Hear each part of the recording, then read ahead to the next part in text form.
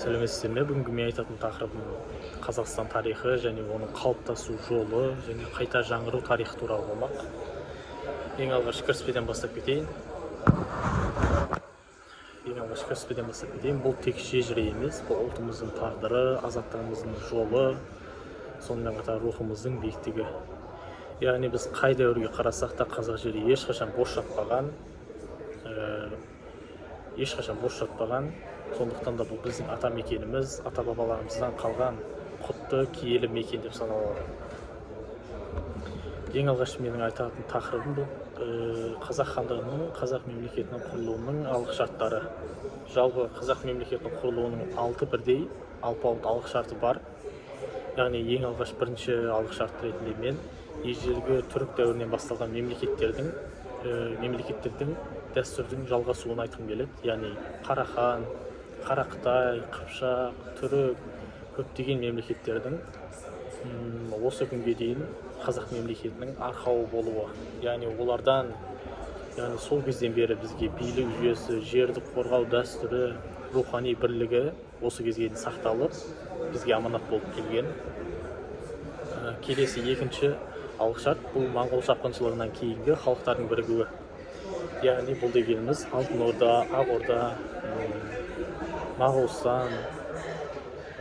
Моғолстан секілді, Әбілқайыр хандығы секілді көптеген мемлекеттердің сол кездегі ірі құрылым болуы, ірі құрылымдары болуы десем болады. Бірақ олардың сол ыдырауы, жойылуы осы қазақ мемлекетінің пайда болуына үлкен ықпал еткен болатын.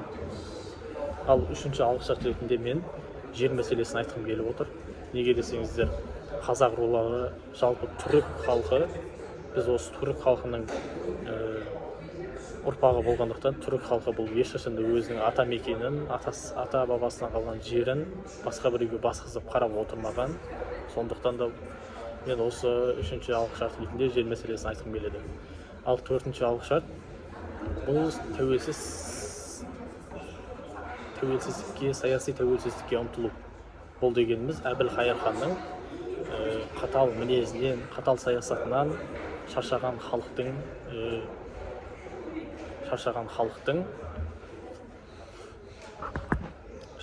халықтың қоныс аударуы. Яғни сол замандарда өзі Әбілқайыр хан көптеген толассыз, сәтсіз соғыстар жасап отырды. Бұл жалпы соғыс дегеніміздің барлығы шығын. Сондықтан Әбілқайыр хан бұл шығындарды өтеу, яғни жабу мақсатында, толықтыру мақсатында халыққа екі еселеп салық тастаған болатын. Солайша бұл салықты көтере алмаған халық әбден қиналып, тығырықта қалып қойды. Ал алтыншы алғы шарт ретінде мен рухани тұтастық пен этникалық бірігуді айта аламын. Яғни біз кімбіз деген сұраққа жауап іздеген халық өз тегін қазақ деп тануы. Енді менің келесі айтатын тақырыбым бұл осы ежелгі дәуірден қазақ хандығына дейінгі мемлекеттер. Яғни бұл мемлекеттерді айтылу себебі бұлардың қазақ хандығының құрылуына, қазақ мемлекетінің құрылуына тікелей болмаса да әсері бар, әсері көп. Яғни сақтардан басталған тарихымыздың осы қазақ хандығының құрылуымен аяқталуы бұл әрине мақтаныш, бұл әрине тарихи сәт. Ең алғаш сақ мемлекетінен бастап кетейін. Бұлар сақтар біздің заманымыздан бұрын 8 және 3 ғасырлардың аралығында қазіргі Қазақстанның тіпті барлық аймағы мекендеді десем де болады. Осы әсіресе Сырдария, орталық Қазақстан мемлекеттерін көптеп мекендеген. Олар жайлы тағы да айта кететін жайт, олардың әйгілі патшайымы, яғни Томирис, бәріміз білетін Томиристің Кир патшасын жеңуі. Әрине бұл тарихта аты алтынмен қашалып жазылатын оқиға десем де болады. Сақтар темірді балқытып, аң стилінде әшекей бұйымдар жасаған. Сонымен қатар олардың басты орталықтары Сырбой мен Жетісу болған. Ал келесі мемлекет бұл Үйсін мемлекеті. Біздің заманымыздан бұрын 3 ғасыр және біздің заманымызда 5 ғасыр аралықтарында мекен еткен. мекендеген орындары Іле аңғары, Жетісу өңірлер болған. Астанасы Чигу, яғни Қызыл аңғар дейді. Үйсіндер жайлы не айтуға болады? Үйсіндер ең алғаш Қытаймен дипломатиялық байланыста болған, сонымен қатар егін шаруашылығы мен мал шаруашылығы қатар дамыған мемлекет. Ал келесі Қаңлы мемлекеті, бұлар біздің заманымыздан бұрын 3-ші және біздің заманымызда 5-ші ғасыр аралығында Сырдарияның орта ағысын мекен еткен мемлекет. Астанасы Бетян, сондай-ақ 5 иеліктен тұрған бұл мемлекет Ұлы Жібек жолының бойында орналасқан. Сонымен қатар Қаңлылардың мәдениеті жоғары, қолөнер мен саудаға бейім болған. Ал келесі ғұндар мемлекеті біздің заманымыздан бұрын 3-ші ғасыр мен біздің заманымыздағы 1-ші ғасырдың аралығында мекендеген, орталық және батыс Қазақстан өңірлерінде өмір сүрген. Әрине бұл ғұн дегеніміз өте үлкен империя, яғни мөде қаған бастаған түрік тайпаларының бірігіп құрылған қуатты империя. Мұндай империя ежелгі заманда құрылмаған да, ғұндар жайлы тіпті көптеп айтуға болады. Аттила жайында жалпы айтатын нәрсе көп, бірақ бәрін айт, олардың әскери тәртіппен темір қаруды жетілдіруі тарихта атап айтылады. Сонымен қатар ғұндар кейін Еуропа қоныс аударып, ұлы қоныс аудару дәуірін бастаған. Ал келесі бұл ежелгі дәуір мемлекеттеріне осымен тәмамдаймын. Енді кезек орта ғасыр мемлекеттері. Ең алғаш түрік қағанаты. Түрік қағанаты 552-603 жылдар аралығын мекендеген. Алтайдан Каспийге дейінгі ұлан-ғайыр аумақта құрылған мемлекет. Астанасы Орхон өзенінің бойындағы Суяб қаласы. Түркі деген этноним ең алғаш осы мемлекеттен басталған. Яғни біз түрік, біз қасқырмыз деген этнонимдер осы қағанаттан, осы мемлекеттен басталған. Сонымен қатар Орхон, Енисей жазбалары осы дәуірдің мұрасы. Солайша түрік қағанаты екіге бөлініп кеткен болатын, батыс түрік және шығыс түрік болып. Батыс түрік қағанатының хронологиясын айта кетсем, бұл 603 және 704 жылдары. Бұл қағанат жаңағы түрік қағанатының мұрагері, орталығы Суяб қаласы болған. Алтайдан Каспийге дейінгі жерді алып жатты аумақтары. Сонымен қатар билігі Онох Будун жүйесіне негізделген. Ұлы Жібек жолын бақылауда ұстап, сауданы дамытқан қағанат ретінде айтылады тарихта. Ал келесі шығыс түрік қағанаты 603 пен 704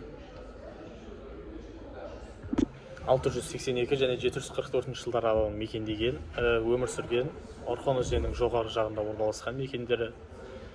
Олардың неге хронологиялық жылдары батыс түрік қағанатымен жай ғана түрік қағанатына ұқсамайды десеңіздер, бұл мемлекет, бұл қағанат Қытайдың қол астында, көлеңкесінде қалып қойды десек те болады.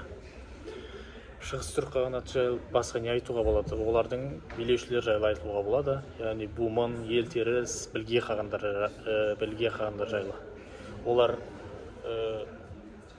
Олар теңдессіз билеуші болды, өз елдерінің бірлігін нығайтып, сақтап қалған болатын. Келесі Түргеш қағанаты 704 және 756 жылдар аралығын мекендеген, өмір сүрген. Жетісу жерінде құрылған, орталығы Суяб пен Тараз қаласы болған. Жалпы мемлекетті үшлік қалаған негізі. Ал Сұлу қаған тұсында күшейді деп айтылады. Түргеш қағанаты жайлы не айтуға болады? Олар арабтармен теңдессіз ерлікпен соғысқан, және де өз аттарынан ең алғаш күміс теңге соққызып экономиканы дамытты. Яғни экономиканы дамытуларының бірден бір себебі болып келеді бұл. Ал келесі мемлекет бұл Қарлұқ мемлекеті, Қарлұқ қағанаты. 756 жыл мен 940 жылдар аралығында өмір сүрген, орталығы Баласағұн қаласы, территориясы Жетісу мен Тянь-Шань аймақтарын қамтыған. Қарлұқтар жайлы, олар ең алғаш ислам дінін қабылдаған мемлекеттердің бірі болып саналады. Олардан кейін Қарахан мемлекеті, ол жайлы қазір айтам. Енді келесі мемлекет Оғыз мемлекеті. 9 және 11 ғасыр аралықтарында өмір сүрген, Сырдарияның төменгі ағысы және арал маңын мекендеген, астанасы Яңгекент, тіпті Жаңақала деп те айтады. Оғыздар селжұқтардың арғы тегі болып саналады. Сондай-ақ оғыздардың мал шаруашылығы және егін шаруашылығы, көптеген шаруашылықтары, сауда-саттықтарының барлығы теңіз арқылы дамыды десек те болады. Теңіз арқылы осы сауда-саттық дамытты. Ал келесі Қыпшақ хандығы. Қыпшақ хандығы 11-ші және 13-ші ғасырлар аралығын өмір сүрген, ертістен Еділге дейінгі осы Ұлан-Ғайыр дешті Қыпшақ жерін мекендеген, астанасы Сығанақ, Сарайшық қалалары. Қыпшақтар түркі халықтарының бірлігін нығайтқан халық. Олар кейін осы қазақ мемлекетінің этникалық өзегіне айналған. Келесі Қарахан мемлекеті. 942 және 1210 жылдар аралығында өмір сүрген, Жетісу мен Сыр бойын қамтыған территориялары, астаналары Баласағұн және Қашқар. Жаңа айтқандай, ислам дінін ең алғаш қабылдаған мемлекеттердің бірі болып саналады. Сонымен қатар бұл дәуірде мәдениет пен ғылым гүлденді деп айтсақ болады. Яғни бұған бір себеп көптеген ғалымдардың дүниеге келуі, көптеген ғалымдардың еңбектерінің алғаш пайда болуы. Ал келесі мемлекет Қарақытай мемлекеті, яғни 12-ші ғасырда өмір сүрген, орталығы Баласағұн қаласы, Жетісу жерінде өмір сүрген. Қарақытайлар жергілікті осы түркілермен соғыс жүргізіп, уақытша билік құрған. Кейін Қарахан мен Найман одақтарын жеңген болатын. Ал келесі осы орта ғасыр мемлекеттерінің екінші кіріспесі, екінші сатысы десем де болады. Яғни бұл Алтын Орда мемлекеттен басталады. Яғни Алтын Орда 13-ші ғасыр мен 15-ші ғасыр аралығын мекендеген, Бату хан құрған ең ірі мемлекет, орталығы Сарай Бату, сосын Сарай Берке болып ауысты. Қазақстанның көп бөлігі осы Алтын Орданың құрамында болған болатын. Ал Берке хан тұсында ислам дінін қабылдады. Бұл Алтын Орданың ыдырауы осы қазақ хандығының қайта құрылуына үлкен жол ашқан болатын. Ал келесі Ақ Орда 14-ші және 15-ші ғасыр аралығында өмір сүрген мемлекет, Сыр бойында орналасқан, астанасы Сығанақ, билеушілерінің барлығы орда ежен ұрпақтары, қазақ хандарының арғы тегі, мемлекет дербестікке ұмтылып, солайша қазақ мемлекетінің бірлігінің негізін қалаған болатын. Ал келесі Моғолстан.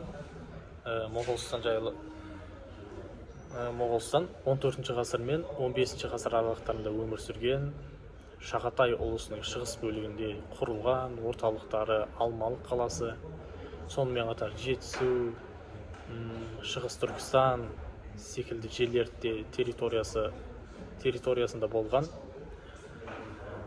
Бұл Моғолстанда Найман, Меркіт, Керей секілді көптеген тайпалар осы Моғолстанда өмір сүрген. Сосын Моғолстанның дәл қазір Қазақстан тарихымен, қазақ хандығымен тікелей байланысы бар. Яғни қазақ хандығының ең алғаш астанасы, туы осы Моғолстан жерінде көтерілген болатын. Ал келесі Әбілхайыр хандығы. Әбілхайыр хандығы 1430 бен 68 жылдар аралығында өмір сүрген хандық. Тіпті көшпелі өзбектер деп те аталған, орталығы Тобыл мен Сыр бойында орналасқан. Бұл мемлекет жайлы, бұл хандық жайлы не айтуға болады? Бұл хандықтан өзіміз білетін біздің ата-бабаларымыз Керей мен Жәнібек бөлініп шыққан, яғни қазақ хандығының құрылуына тіптен бір тікелей байланысы бар хандық десек те болады. Ал енді келесі тақырып бұл қазақ хандығының құрылуы. Яғни 1465 жылы Керей мен Жәнібек бастаған сұлтандар Шу мен Талас өзендерінің бойында қазақ хандығының туын алғаш рет көтереді. яғни бұл жай ғана оқиға емес, бұл қазақ халқының саяси тәуелсіздікке ұмтылуы, яғни ұлы оқиға. Қазақ хандығының ең алғашқы орталығы бұл Қозыбасы мен Бозоқ өңірлер болған. Жәнібек пен Керей хан әділдік пен бірлікті ұран етті. Олардың билігі кезінде қазақ жері біртіндеп кеңейіп, тіпті сыр бойындағы қалаларды қайта өздеріне қайтарды. Осы жер мәселесі бойынша, қазақтардың жерінің кеңеюі бойынша бұл жерге тағы да бір ханды қосып кеткім келіп отыр. Бұл әрине Қасым хан. Бәріміз білетіндей Қасым ханның тұсында қазақ мемлекеті максимально шарықтау шыңына жетті десем де болады. Яғни халық саны 1 миллионға жетті. Тіпті көптеген жерлерді Қасым хан өзіне қаратып, қазақ жерінің территориясын өте кеңейткен болатын. Сонымен қатар өзінің заңын шығарды. Қасым ханның қасқа жолы атты заң жүйесін қалыптастырды. Және тек бұл ғана емес, Есім ханның ескі жолы, Тәуке ханның 7 жарғысы бар. Бұларды да айта кетпесек болмайды. Әрине барлық ханның, әр ханның өзінің ерекше орын алар тұсы бар. Тіпті кез келген хан жайында бір кітап жазуға да болады десем артық етпейді. Ал келесі бөлім, келесі тақырып бұл қазақ мемлекетінің қайта жаңғыруы кезеңдері. Солайша уақыт өтті, хандық құлады, бірақ мемлекет құру өлмеген болатын, ол ұлттың жүрегінде сақталды. Яғни 20 ғасырдың басында ел тәуелсіздігі жолында алаш қозғалысы пайда болды. Бұл 1917 жылы желтоқсанда Әлихан Бөкейханов, Ахмет Байтұрсынұлы, Міржақып Дулатов, Әлімхан Ермеков бастаған зиялылар алаш автономиясын жариялаған болатын. Яғни олардың ұрандары қазақ өз жеріне өзі ие болсын. Қазақ елі өз тізгінін өзі ұстасын деген ұранды мақсат етті. Осы орайда Әлімхан Ермековтің Лениннің алдындағы қазақ жерінің тұтастығын қорғап, дәлелдеп шыққанын айта кетпесек болмайды. Әрине бұл да бір тарихи сәт, нағыз ерлік десек те болады. Және бұл ғана емес, барлық зиялылардың, осы қазақ зиялыларының, осы қазақ еліне, қазақ жеріне тигізген пайдасы орасан зор, көп. Олар жайлы көп деп айтуға да болады. Солайша бірақ алаш үкіметі ұзаққа созылмады. Яғни бәріміз білетін кеңес үкіметі құрылған болатын. Соған қарамастан 1920 жылы қазақ автономиялық кеңестік социалистік республикасы құрылған болатын. Яғни бұл дегеніміз қазақ мемлекетінің екінші мәрте қайта жаңғыруы болды. Сонымен қатар 1936 жылы ол қазақ КСР мәртебесін алған болатын. Алайда бұл кезеңде қазақ халқы ашаршылықты, қуғын сүргінді, соғыс сияқты көптеген қайғы-қасіреттерді басынан кешірді. Сонда да елім-ай деп еңіреген жұртымыздың рухы сынбаған болатын. Ал келесі тақырып тәуелсіздікке жету, яғни 1986 жыл желтоқсанның ызғары, Қайрат, Ләззат, Есбол сынды батыр жастардың тәуелсіздік үшін алаңға шығуы. Олар жаңа дәуірдің қаһармандары десек те болады. Сол күрестің нәтижесінде 1991 жылы 16 желтоқсанда Қазақстан өз тәуелсіздігін жариялады. Бұл ғасырлар бойы армандардың орындалуы. Сол сәтте көк байрақ көкке көтеріліп, ал әрбір қазақтың жүрегінде бір ғана сөз жаңғырды. Яғни бұл дегеніміз, біз тәуелсіз елміз. Қорытындылай кетейін.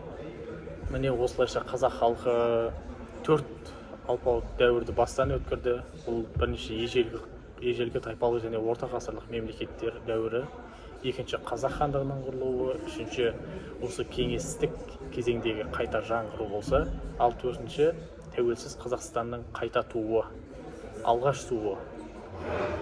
Яғни біз бүгін сол ғасырлар бойы армандаған еркіндіктің иесіміз, ұрпағымыз. Ендігі міндет сол еркіндікті сақтап қалу, қорғау, сақтау, дамыту, келер ұрпаққа аман есен жеткізу.